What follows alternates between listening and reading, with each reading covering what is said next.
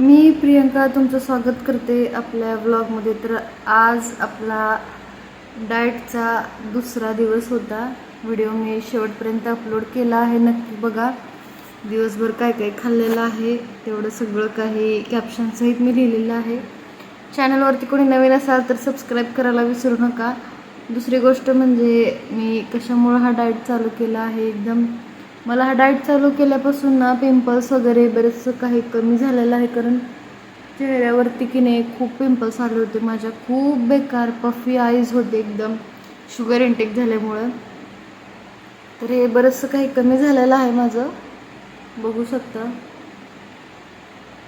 हे फोडं वगैरे एवढे मोठे मोठे फोडं होते इथं, हे देखील बऱ्यापैकी डिटॉक्स झाल्यामुळं, बॉडी डिटॉक्स झाल्यामुळं बरंचसं काही फरक पडला आहे मला। तर माझं वेट गेन झालं होतं, जवळपास 65 kg वेट होतं माझं। आता 63 दाखवते, मी तुम्हाला उद्या वेइंग मशीनवरती दाखवेनच।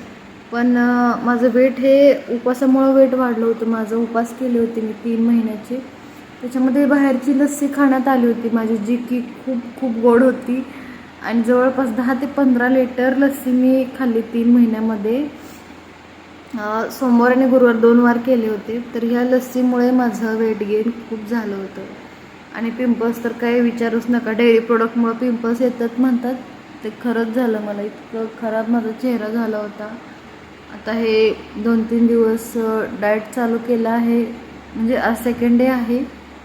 तर बऱ्यापैकी मला थोडंसं म्हणजे पिंपल्स आतमध्ये गेल्यासारखं वाटतं आहे। याच्या आधी काहीतरी जिरा पाणी वगैरे मी ते पण घेतलेलं आहे बहुतेक, तरी त्याच्याने पण मला फरक पडलेला असावा।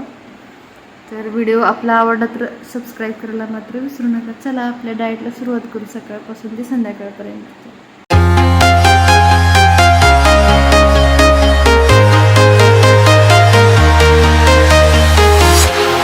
Walking alone, the streets are empty. The only thing I can see is my own silhouette. I'm getting stronger, step by step. The clock is ticking, but there's no time for regrets.